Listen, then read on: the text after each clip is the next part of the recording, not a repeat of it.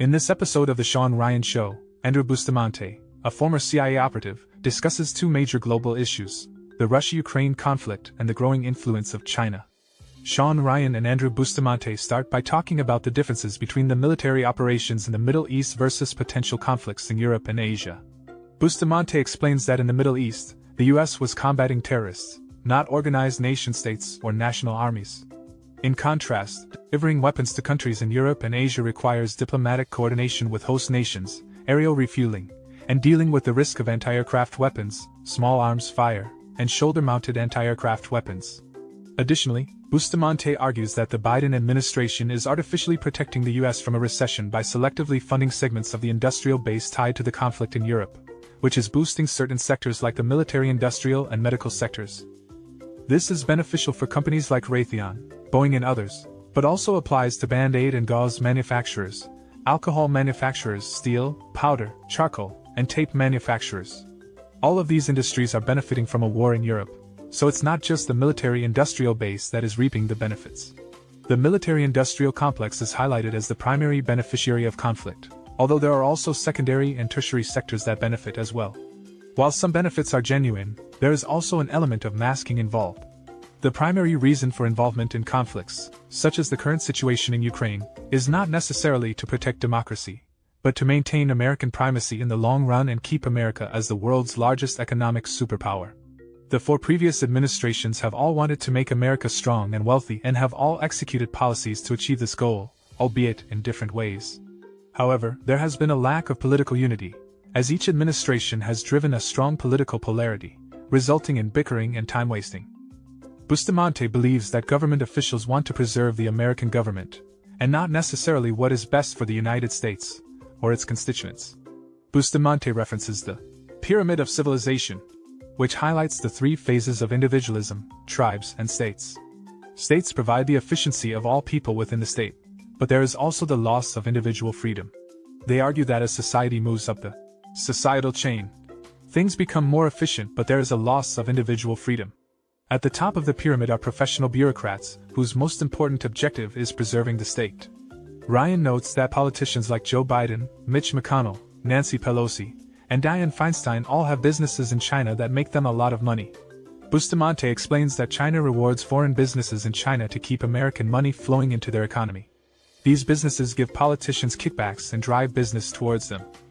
Ryan also reveals that congresspeople make a salary of $250,000 a year, which they ratified themselves, and politicians like Biden promise not to tax anyone making less than $400,000 a year because senior politicians can make up to $400,000 a year, half of which is their salary for being a politician. The guests argue that this is not necessarily corruption in a classic sense, but rather a consequence of democracy. They also discuss the lack of information and transparency surrounding the sabotage of pipelines in Ukraine. Bustamante points out that the American and global public do not have access to all the facts, despite the fact that military divers and intelligence organizations have more information. He questions why the government is not announcing any conclusions and wonders if covert action is involved. He rules out Russia and the United States as the perpetrators, as it does not make strategic sense for either country to sabotage the pipelines. He suggests that other countries such as China, Iran, North Korea, or even Ukraine may be using covert action on the pipelines to further their interests. Additionally, the duo discusses the high likelihood of money laundering and corrupt activity still existing in Ukraine even after the invasion. Andrew Bustamante suggests that US money going into Ukraine might be recycled back into the pockets of American politicians. It's a high probability given the involvement of business cutouts, political organizations, humanitarian aid, and future tax benefits. However, he notes that this process would be convoluted and not necessarily direct, making it unprosecutable. Additionally, after the war in Ukraine, the country will need to be reconstructed, and Andrew suggests that American businesses will benefit from this as they will likely be awarded the contracts for reconstruction. He also points out that if Ukraine wins, an international court may create debt for Russia to pay back the damage done to Ukraine, which will bring money back into American businesses. Furthermore, the role of NATO and European countries in the Ukraine conflict is discussed, with Andrew noting that NATO countries are divided on their stance towards Ukraine and do not want conflict. However, the involvement of the US and the money invested in the conflict will likely mean that the US will want to be paid back for their reconstruction efforts, while NATO countries will have to take care of the humanitarian aid. Andrew Bustamante highlights the fact that Europe and the US are not as aligned as American headlines want people to believe. European headlines are more accurate representations of Europe's views on the situation. Europe is worried about the possibility of having to spend a lot of its money to help rebuild Ukraine, a country that did not benefit them. Another important aspect that has not been discussed in the media is the US shipping old military equipment into Ukraine. This equipment was dated and had a limited shelf life. The conflict in Ukraine was not with the United States or an American ally, so supplies are limited. The US began sending more modern weapons to Ukraine for testing purposes. Peacetime production levels cannot maintain the fight in Ukraine since Ukraine is spending ammunition at wartime levels. This is why the US is asking Germany, France and Poland to start sending weapons to Ukraine. Most bipartisan support for the conflict in Ukraine is because politicians know that their constituencies will benefit when the American military-industrial machine starts producing at wartime levels. It will create a huge stockpile to support the US if there is ever a war with China and will drive up GDP and benefits for the US. Similarly, Russia uses their surplus to produce weapons and export them. They have been exporting their cutting-edge and dated weapons to China for the past 25 to 30 years. Russia is now fighting Ukraine with their old weapons, which is why the invasion didn't work. Andrew Bustamante notes that China is supposedly providing Russia with lethal aid, but in reality, they are just selling back old weapons that Russia sold to them before. He points out the hypocrisy in this situation, where the US is giving high-tech weapons to Ukraine, while Russia is just buying back its own old weapons from China. The discussion then shifts to the concept of battle testing, where Bustamante explains that providing lethal aid to Ukraine serves as a testing ground for US weapons, without risking American lives. The feedback from the field can then be taken back to the manufacturers for improvements. As a result, better weapons can be developed and kept for use by the US, while Ukraine acts as a training ground for these weapons. However, the US needs to balance the amount of lethal aid they provide to Ukraine, so as not to destabilize the region. Finally, the conversation touches upon biolabs in the region, and both Ryan and Bustamante express skepticism towards reports from mainstream media. Bustamante brings up the idea that having these labs in lower-cost countries offers plausible deniability and cost savings, but also poses a high-risk, high-reward situation. They also touch on the importance of supply chain diversification, highlighting how COVID-19 highlighted China's dominant role in global supply chains and the need for other countries to step in to fill that gap. The conversation then turns to the question of whether the United States should prioritize a globalized world where everyone has equal opportunity, or a country that maintains monopolies and opportunistic advantages. Bustamante argues that America's national security interests should take precedence in this choice, even if it means prioritizing American primacy over the well-being of people in other countries. The conversation switches to the potential threat of UFOs and the possibility of an extraterrestrial invasion. The guest, Andrew Bustamante, explains that if intelligent life existed and they were planning to invade Earth, they wouldn't do it in a manner that we see in sci-fi movies where they attack with guns blazing. Instead, they would surreptitiously invade and take over the planet, possibly even making sure that humanity is divided and wipes itself out, leaving behind a planet that they can take over easily. Andrew suggests that modern-day warfare looks different from the traditional wars of the past, as it is more about proxy wars between the world's largest economies, rather than nuclear bombs and bombers taking over cities. He states that the world is already in the beginning phases of World War III, with countries starting to band together along Axis and allied powers, and everyone preparing for a long-term engagement. They also talk about President Zelensky's lack of experience in diplomacy and politics, and how he incites aggression instead of trying to negotiate peace. The guests stress the importance of being the bigger man in a conflict and propose that negotiating peace should be the priority. They also express concern over China's position as the world leader in negotiating peace in Europe and its potential impact on the US. They acknowledge that while some people long for simpler times and to return to the past, it's important to recognize and accept that the world is evolving at an incredible pace. They discuss how technological advancements have changed everything, from watching television shows on VCRs and cable to now streaming on multiple different platforms. They point out that embracing change is crucial, but that not all changes are ones that people will like. The guest notes that change was drilled into them at the CIA, and they were taught to expect, anticipate, and be prepared for the unexpected, and to adapt and overcome. At the crux of their conversation is the question of what the world would look like if the United States were not the largest superpower. They address a prediction by economists that China will be the largest superpower in the world with the largest military and economy by 2033. The guest agrees with this prediction, given empirical evidence, but notes that there is still a decade to effect changes that could prevent that from happening. However, He also emphasizes that blindly ignoring this possibility or trusting politicians to handle it is not advisable.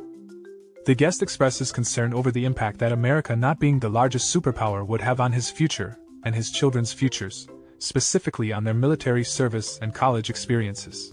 They note that Chinese advancement is possible, but not yet likely, and that China took a very different direction from the United States in the early 2000s when they chose to focus on advancing and building infrastructure while the US focused on combating terrorism after 9/11. In this portion of the Shawn Ryan Show featuring guest Andrew Bustamante, the discussion centers around China's role in potential peace negotiations between Russia and Ukraine. The guest says that China is a primary source of funding for Russia and can use this leverage to broker a ceasefire agreement that benefits Russia while also benefiting China through potential involvement in rebuilding and investment opportunities in Ukraine. The conversation then turns to China's growing power globally, and the steps they have taken to build a network of resources and corporations around the world while the US was distracted by the war on terror.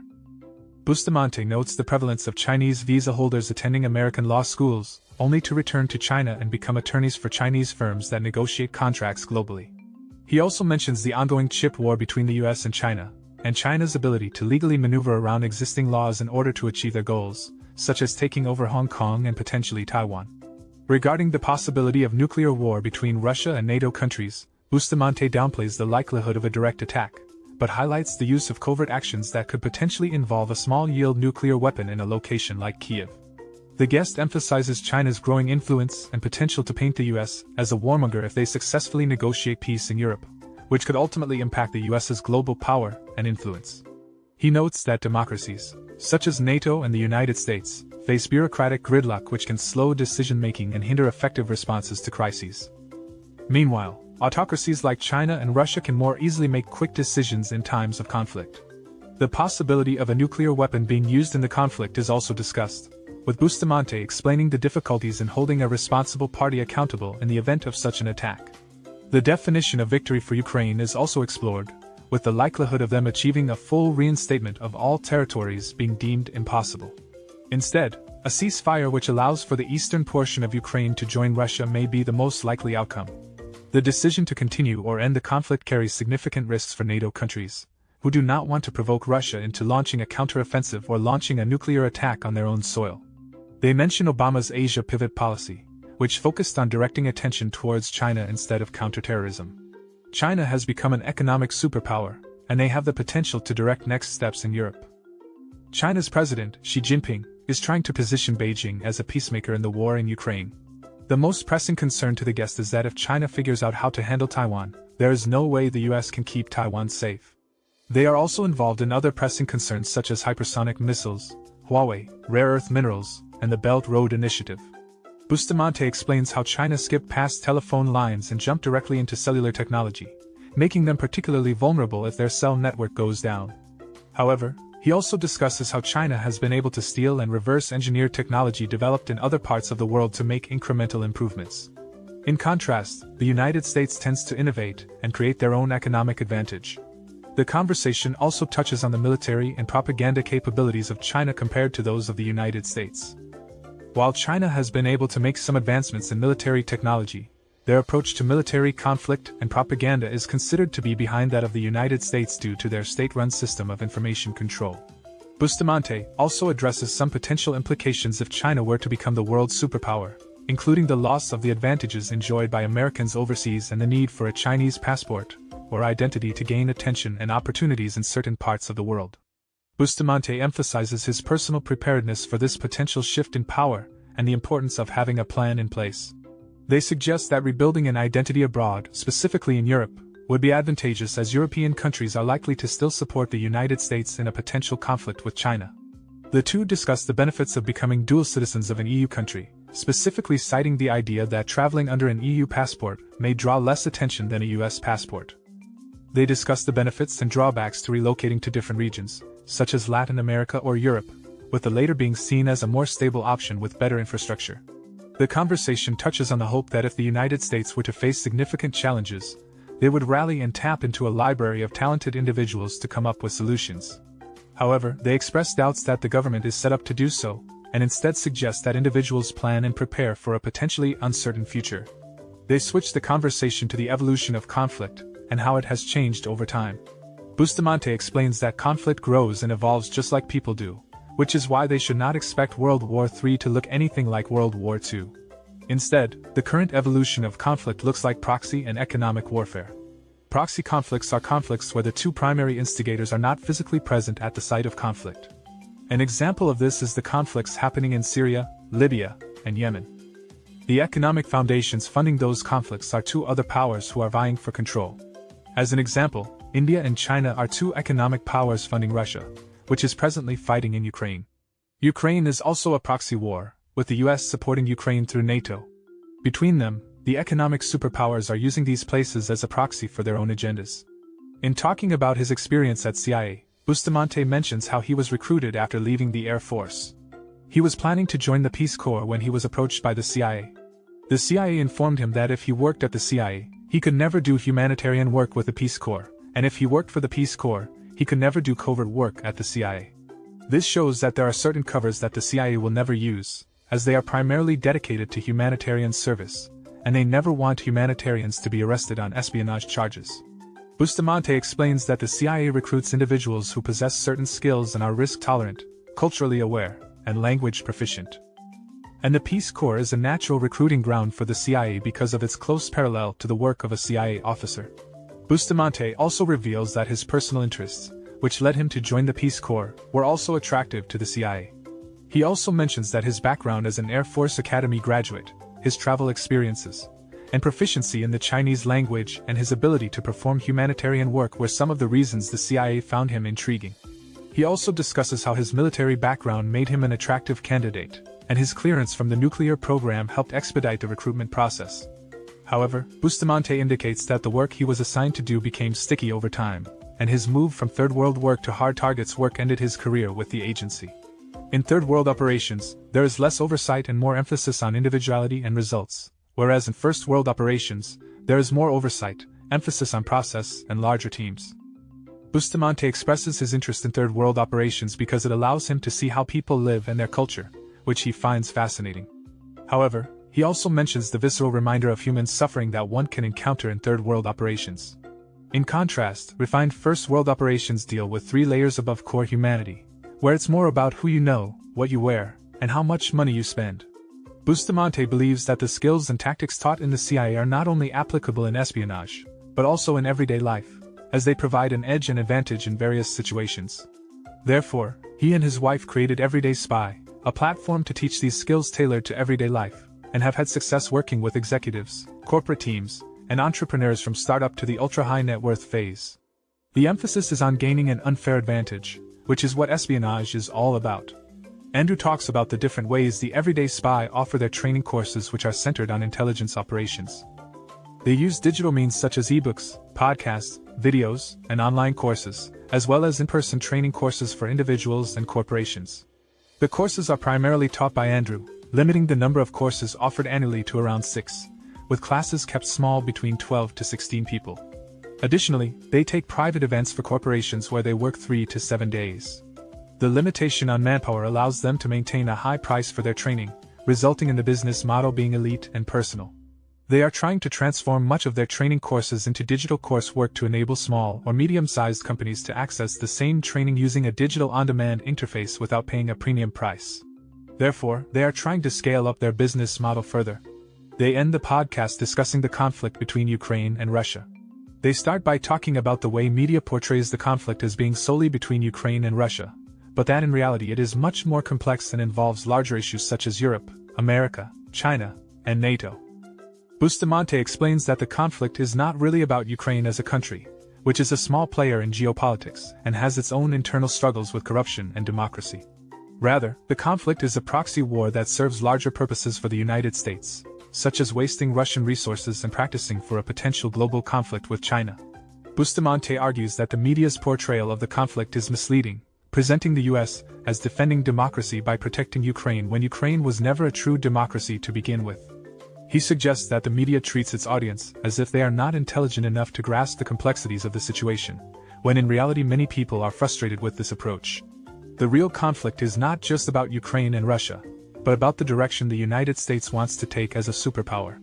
Check out the full podcast by clicking the link in the description below. Make sure to like, comment, and subscribe for more content like this.